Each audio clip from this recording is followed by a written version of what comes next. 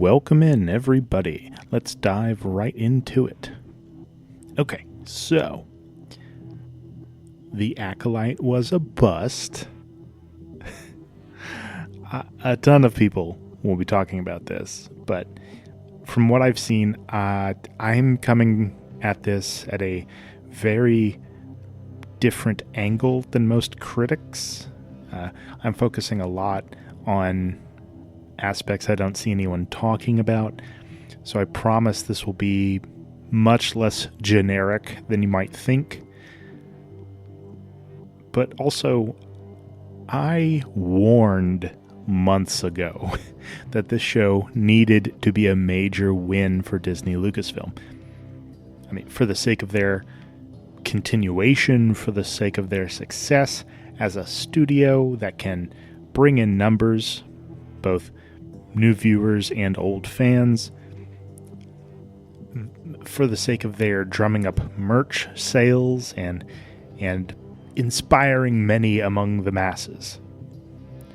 I mean, if you look at what old Star Wars did, what the OG Star Wars did, it spawned a couple dozen YouTubers and a whole bunch of podcasts, books, museum pieces. Like, it's a pretty enormous cultural touchstone that innovated quite a lot of creativity.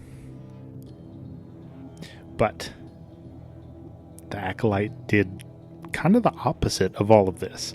It drove viewers away, left bad tastes for new Star Wars projects in many people's mouths. It caused outrage and eyeball rolling among casual and super fans alike. Even Hasbro, the toy manufacturer for Disney Lucasfilm, reported such record low purchase orders ahead of the third quarterly report that apparently all Acolyte merch has been pulled off the official Disney website. You can't even buy Acolyte merch anymore. Disney Primary has decided to reach down and basically gut one of the usual pillars of driving interest for one of its branch studio projects. I mean, how are people going to really be a part of a show, right? If they can't get their toys, their clothes, accessories, branded merchandise that connects them to the thing that they really like to watch and enjoy and talk about with people. It's because it was that bad. And they've hung on to sequel movie merch. They've hung on to Kenobi and Bad Batch merch. They've hung on to Book of Boba Fett merch. Like, this is pretty groundbreaking stuff. I imagine those higher ups that make these kinds of decisions, they saw a lot of really unfavorable reports that informed what was probably the best decision to cut their losses ahead of time.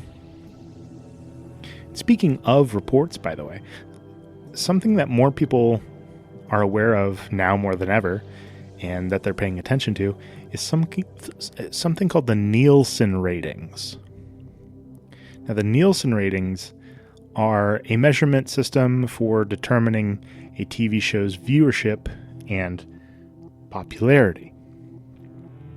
I mean, do you ever wonder exactly how shows are determined to be explicitly popular or otherwise not? Well, apparently, this thing called the Nielsen ratings is one of the primary ways that this is measured. So, these ratings are really only looking at top shows, right? They're only listing the heavy hitters, the cream of the crop. Because you can totally fail or not even make the charts on the Nielsen ratings.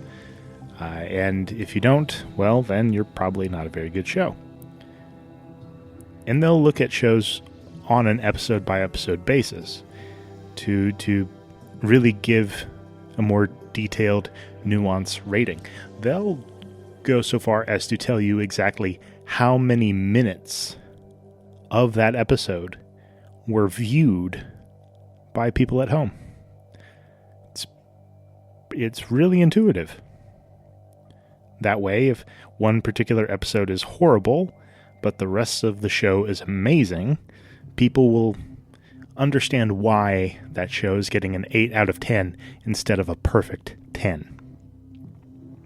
Well, according to these ratings, The Acolyte failed so abysmally that 4 out of the 8 episodes did not qualify to even be rated, meaning that the viewership was so low that it was not able to be measured. And the 4 episodes that did make it earned slots that were pretty damn low. I mean, if you think of all of the shows coming out in the same media season, right, the summer, and you think about all these shows coming out on all these streaming platforms, there are a lot of shows, a lot of studios cranking out new content for the season. Well, then you might think, okay, perspective-wise, if we get a show that makes top 20 or 30 in the ratings out of a couple of hundred, then we're doing good. We're great. We're gravy. We're in there. We're in the public eye. Well, the Acolyte episodes that did make it on the rating charts occupied the 488th slot for episodes 1 and 2, the 370th slot for episode 3, and the 335th slot for episode 8. This show had a $180 million budget, guys. Those ratings are unacceptable.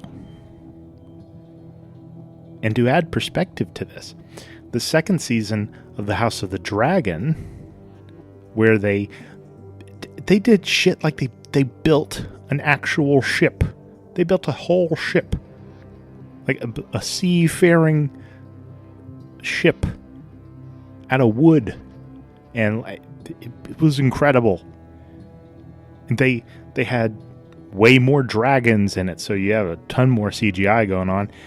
There's a lot of stunt work and some amazing pyrotechnics where people were actually lit on fire.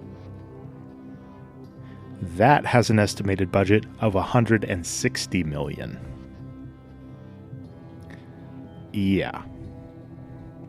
Now, to be fair and very honest, House of the Dragon Season 2, not everybody's favorite. Especially the last episode, where they just tease to bring you back in for Season 3. Now, on the other hand, The House of the Dragon is not a incredibly long story. It's not going to be as many seasons as Game of Thrones. The third season will probably be the last. So I kind of don't begrudge them for that. Especially because I've read the full story. I know what's going on. I know what's going to happen. They can try to stretch things out. And sure, okay. If that gives me 3 good seasons as opposed to just 1 great season, I'm okay with that. That's fine. But this kind of leads into my next point. Where did all of the budget go? It certainly did not go to the women that were in the cast or working behind the scenes. And that became public knowledge whenever the UK forced Disney to reveal how much they were paying their people because the project had more than 250 employees working on it. And it showed that women working on the Acolyte production made almost 20% less than their male counterparts on average. Which is real weird, considering you had the cast and director kind of cavorting about, talking about how male fans are toxic and they hate women and whatnot. But, you know, okay. If it's just theater, then it's just theater, I guess. I didn't see any of them come out and say, well, what they're doing on our own production is wrong, but, you know, and it obviously is. So, I guess all that's bullshit. So what aspects of the show could possibly have warranted costing $180 million? They're obviously skimping on some of the salaries, so what was it? I mean, we're only talking about 8 episodes here. Was it the special effects? Probably not.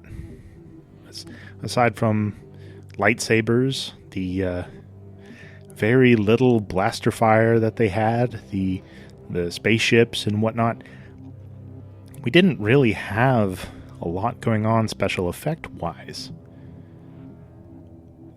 I mean, there wasn't any force lightning or constant craziness going on with any kind of tangible force powers.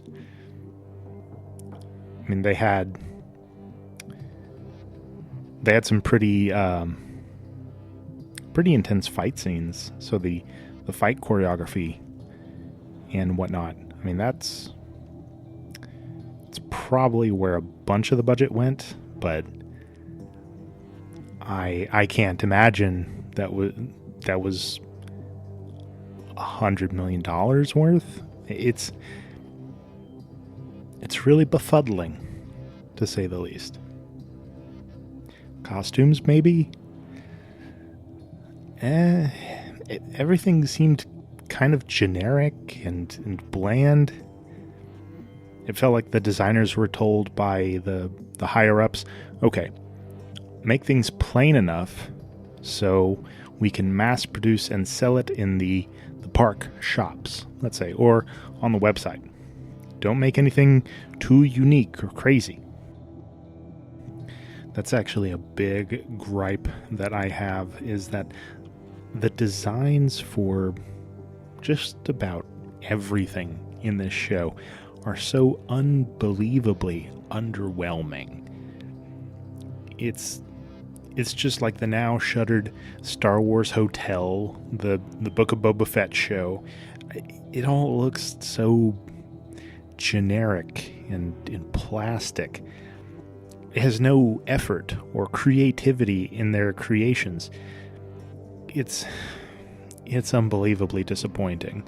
There's no grit anymore. No grungy aesthetic that contrasts with regal or uniformed backdrops or appearances. Think Tatooine versus Naboo and Coruscant, right? Or the rebel soldiers get up versus the Imperial stormtroopers. Hell, Google some Star Wars cosplayers, and you will see a ton more effort, love, and dedication put into creating costumes that show a lot of ingenuity and creativity.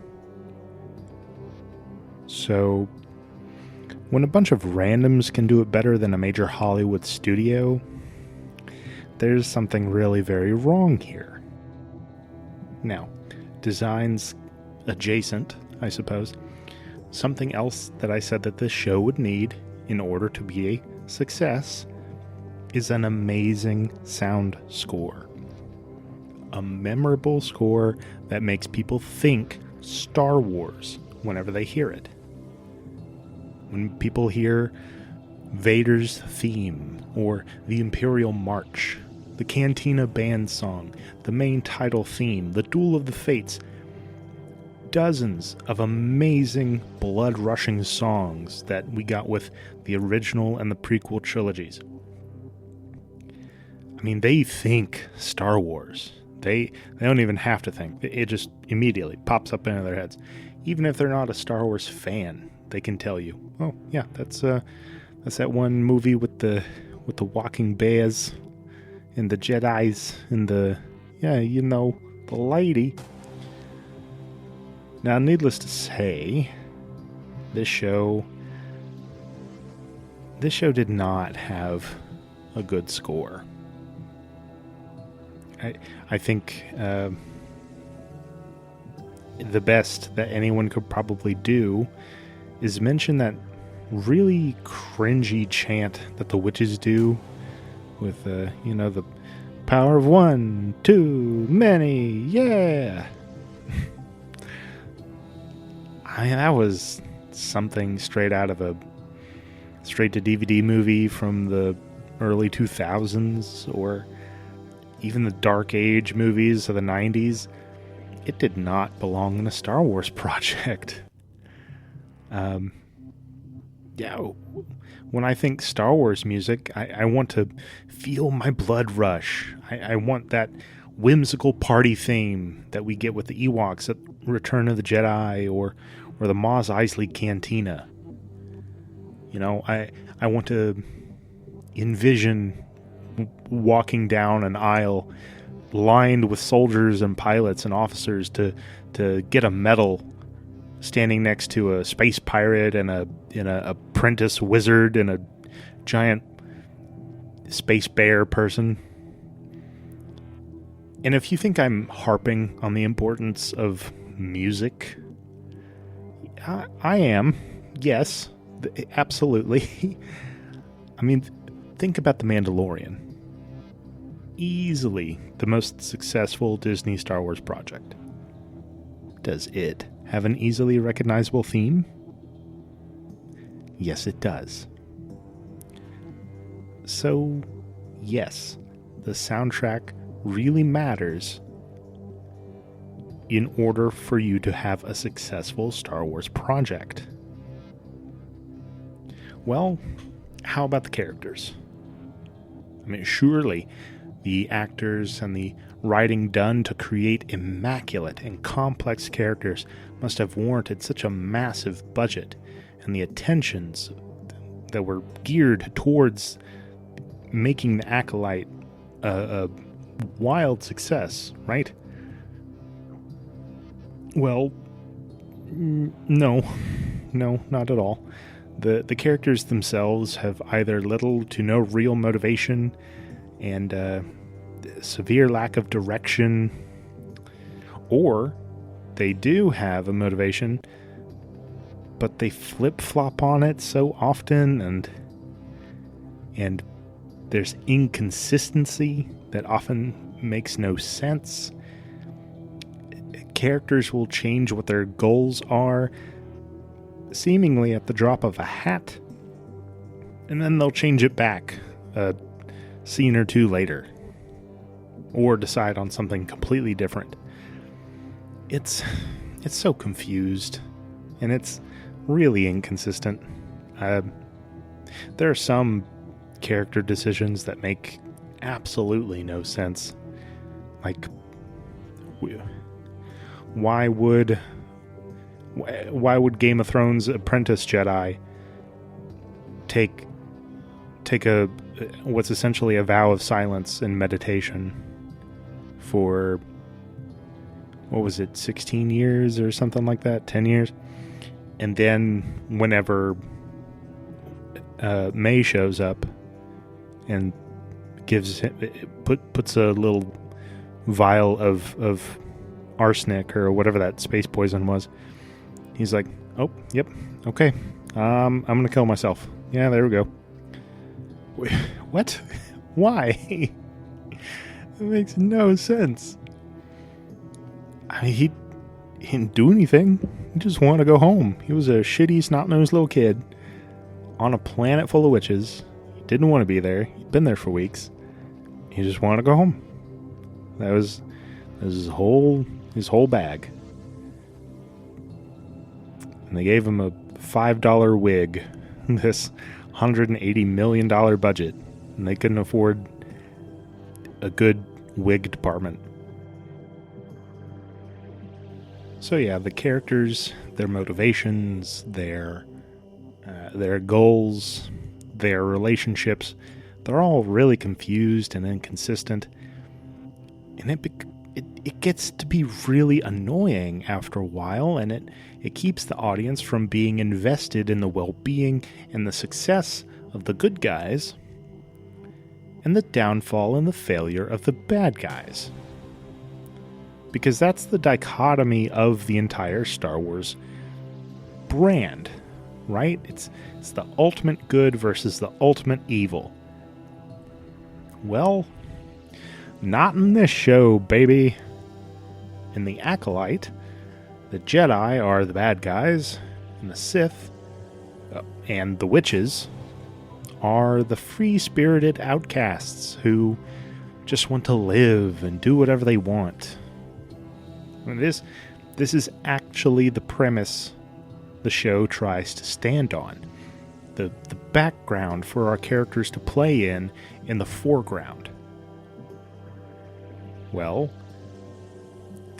that would be okay, probably, if it wasn't Star Wars. I mean, it's not a new way to tell a story. It's not anything people wouldn't be able to believe. But in Star Wars, the Jedi are the good guys. They are the heroes, the warriors, the peacekeepers for the light. Do they have their hubris? Are they flawed?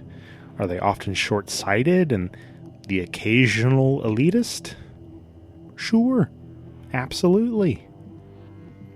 But does this make the Sith and the witches the good guys? No. And laughingly, no. Don't forget that the Sith are, well, evil. And evil from a point of view. It all depends on your point of view. They're embodiments of the dark side. They're constantly manipulating people, causing wars and conflicts, catastrophes. They're conducting experiments on living beings. They're always trying to bolster their power and influence through evil methods. I mean, it's the Sith that make the frickin' Empire. They literally create the space British Nazis that we get in the Orig Tridge. And it's that sect of characters that are our supposed protagonists in the show, with Kamir and May / Osha and Plagueis. And just to touch on it, because everyone's talking about Plagueis,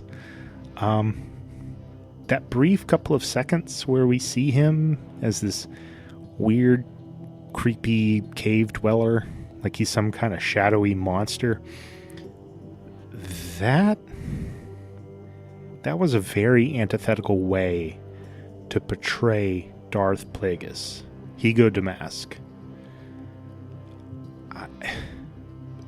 I mean, Plagueis is the head of the banking clan in his time, in his age, where he lived on Munalist. He was the head of Damask Holdings Company. He's a scientist. He's a schemer.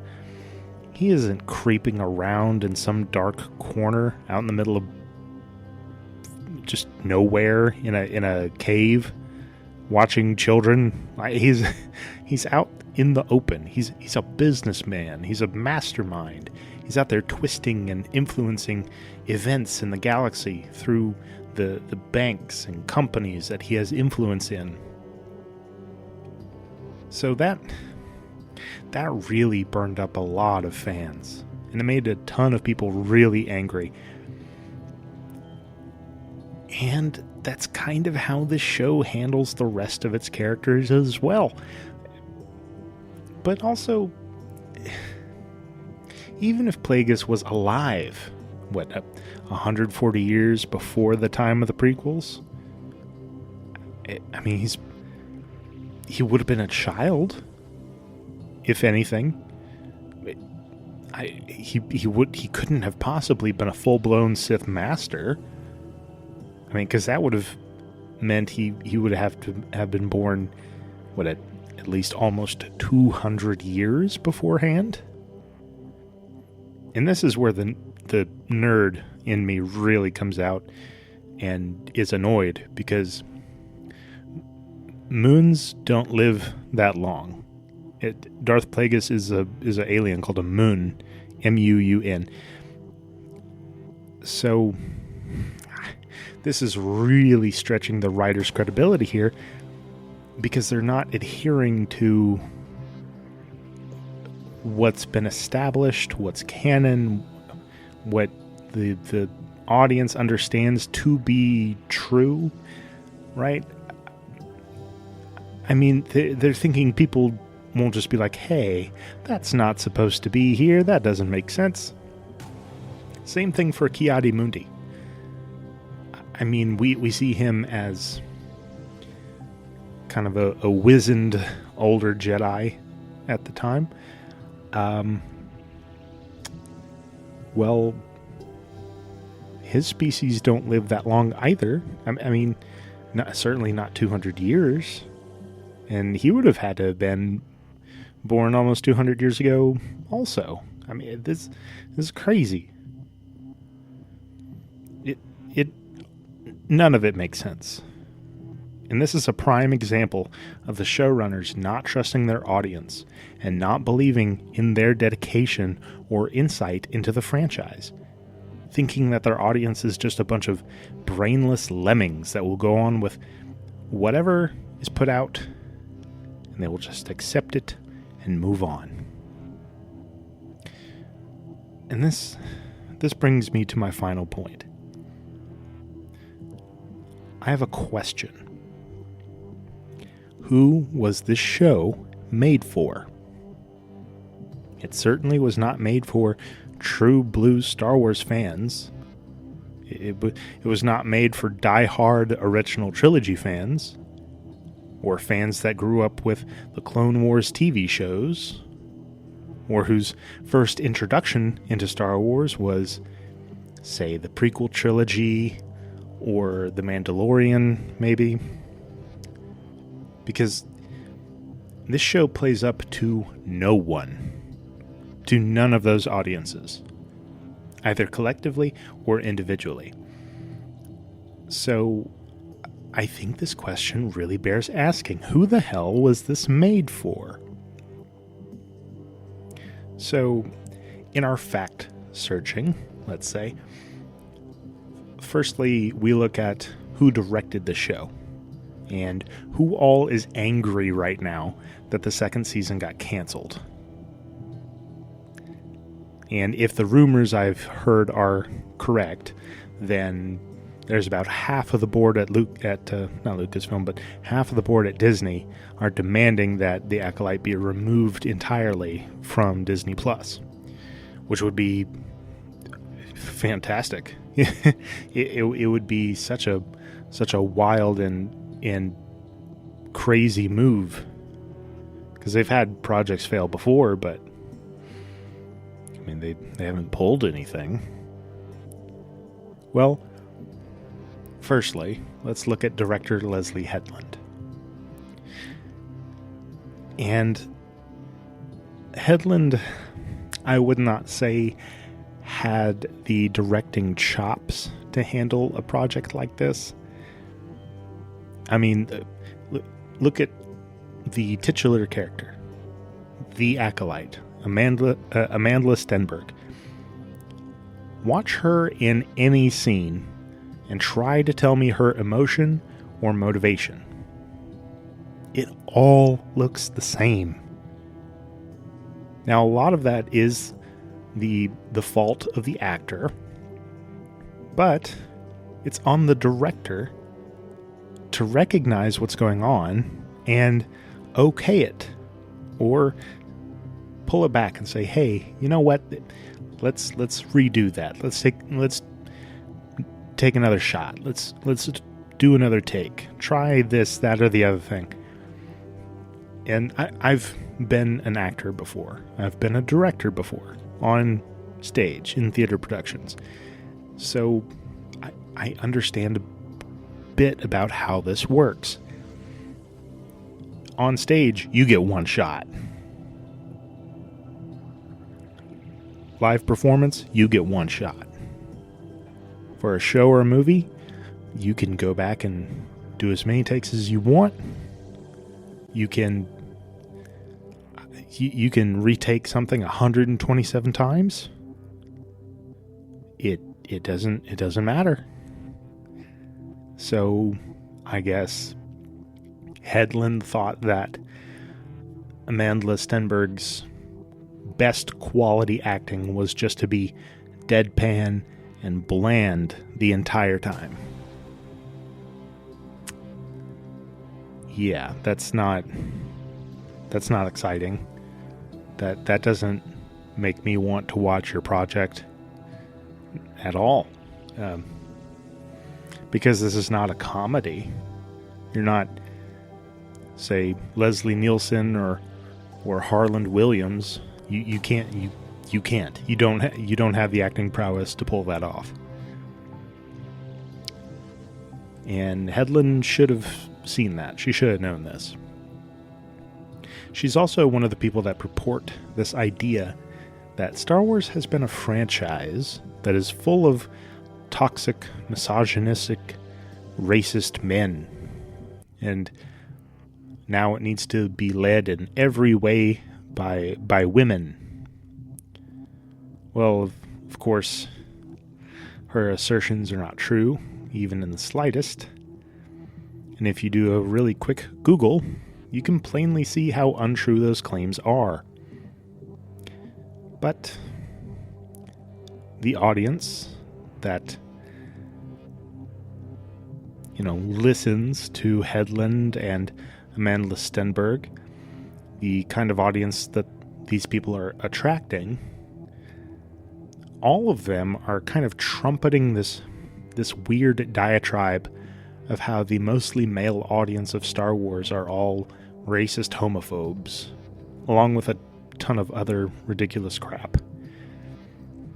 So if you focus on all of who is saying this very silly nonsense, you quickly understand who this show was made for. It was made for people that were probably not Star Wars fans prior to this. And they're just trying to jump in and shoehorn their way into a fan base that they've never been a part of. And they're doing it in this really weird false virtue warrior campaign kind of a way. It's really odd. And that kind of thing does not belong in any fan base or any conversation about a sci-fi franchise anywhere, really. But it's been this thing that's strangely wiggled its way into Star Wars conversation, and it's been very detrimental. And it's proven to be harmful to the franchise overall. So, yeah, the Acolyte has failed so abysmally hard that it's made Disney dump it almost immediately, pull its merchandise, and quickly push out its next projects, the Mandalorian and Grogu movie, and the Skeleton Crew with Jude Law. And they are really wanting to course correct and get people back into loving their brand of Star Wars, the Disney Star Wars. Because everybody will always love the original trilogy. I mean, tons of people will still cling to the old expanded universe books or the games, the Clone Wars, the prequels. But the Disney Star Wars brand has catapulted downhill with just loss after loss.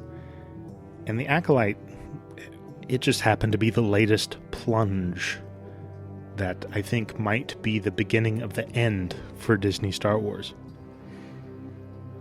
I don't think that The Mandalorian or the Skeleton Crew will save it. I don't think Thrawn and Ahsoka are going to redeem it.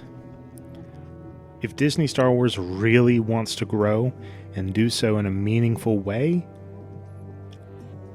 in a way that grows and connects with their core audience, and their core audience is mostly male, mostly nerdy dudes who like all of the same other stuff. We all like Lord of the Rings, The Boys, a bunch of other sci-fi stuff, Terminator, the Alien and Predator franchise. It's not rocket science, guys. It's really not. That's your core audience, and you need to listen to them and do some serious course correction here. But you know what? Maybe I'm wrong. Maybe the Acolyte's cancellation is the first step in that direction. So Disney Lucasfilm is really at a crossroads here. Their 2026 projects are really going to decide their fate. And I'm wondering if this will cost the likes of Leslie Headland her spot at Disney Lucasfilm, or if it'll get her kind of put on the same shelf that Rian Johnson got put on, where they didn't actually get rid of him. They just said, well, we're not firing you, we're just not going to use you.